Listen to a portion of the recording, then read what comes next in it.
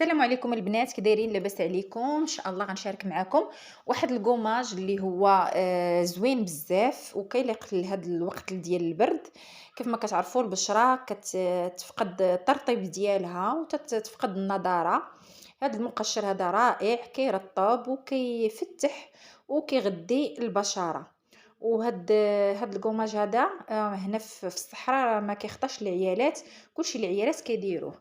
هنا غادي نحتاجو القهوة العادية ماشي سريعة الذوبان، وغنحتاجو سكر سنيدة، وغنحتاجو زيت جونسون. هو في الاصل كيدار غير زيت جونسون بوحدو، ولكن انا مبقاش عندي زيت جونسون بزاف وقلت علاش لا ندخل زيت الجليسيرين اللي تا هو كيرطب البشره، وزيت الخزامه. هادو مزيانين للبشره. يعني اي زيت البنات يمكن لكم ديروا يا اما زيت جونسون او زيت الجليسيرين او زيت الخزامه او زيت جوز الهند، حتى هو راه رائع ومغذي للبشره. يعني ما تقيدوش بحاجه، تقدروا ديروا غير زيت واحد. يقدر يمكن لكم ديروا يعني هذا مجموعه من الزيوت. وغندير بيكربونات ديال الصودا، بيكربونات صوديوم غير معلقه وحده. كما كتعرفوا مقشر رائع حتى هو ومفتح ومطهر للجلد. وغادي نحتاج باندوش اللي تا هو غنضيفو لهاد المكونات. غنبداو على بركه الله. هنايا غندير المعلقه الاولى، الثانيه ديما كنحاولوا نغلبوا السنيده على القهوه، المعلقه الثالثه الرابعه، يعني تقريبا واحد 5 المعالقات. المهم نتوما غير حاولوا على حسب كل وحده والكونتيتي اللي غادي غتكفيها. صافي غديروا السنيده. هنا عندي 5 المعالق ديال السنيده كبار، وغنضيفوا ليهم المعلقه الاولى كبيره ديال القهوه، الثانيه ثم الثالثه 3 المعالق كبار ديال القهوه العاديه. كيف ما كتعرفوا القهوه عندها منافع وماده اللي هي فيها الكافيين اللي هو معروف بها زوين وكيساعد على التفتيح ديال البشره ومغذيه ومقشره ومفتحه، يعني عندها بزاف ديال الفوائد. وغادي نضيفو هنا معلقه كبيره ديال بيكربونات الصوديوم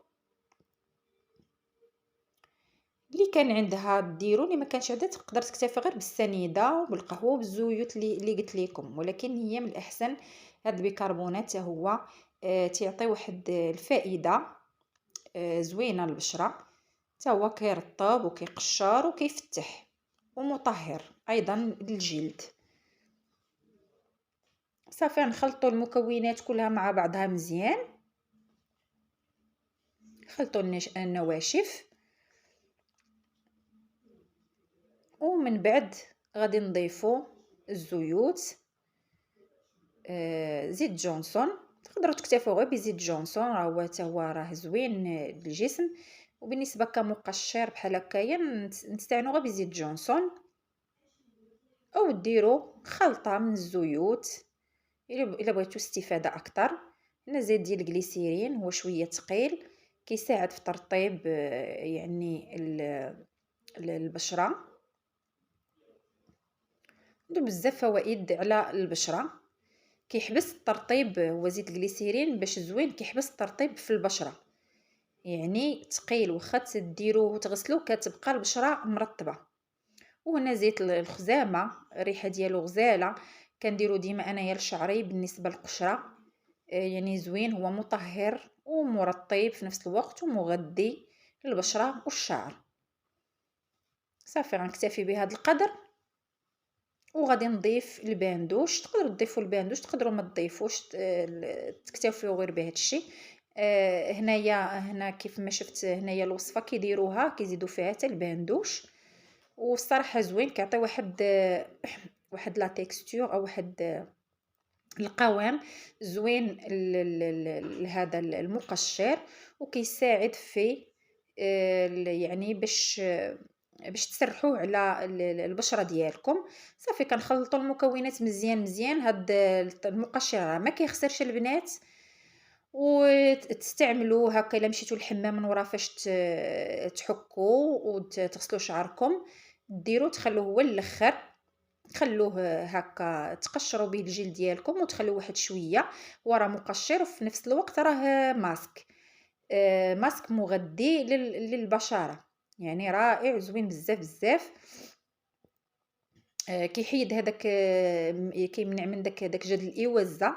فاش كتبغي تحيدو هكا الشعر، كيكون هداك الشعر لتحت من الجلدة، كيخلي يعني واخا كديروا الحلاقة أو هذا كيبقى هداك الشعر تحت الجلدة وكيولي فيه الحبوب وهذا.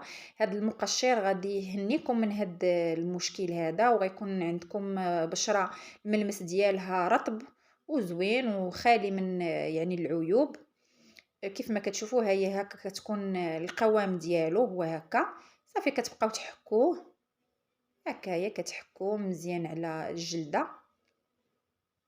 ولا حكيتو نتوما بالكيس فكديروا غير حكه بسيطه، ولا كنتو غير دوشو يعني كتبقاو هكا تماسيو مزيان حتى تخلصوا من دوك الخلايا الميته، وكتستافدوا من هاد المقشر وهاد الماسك. صافي هكا كتبقاو هكا كتماسيو مزيان. من بعد انا غادي نغسلو وغتشوفوا النتيجه.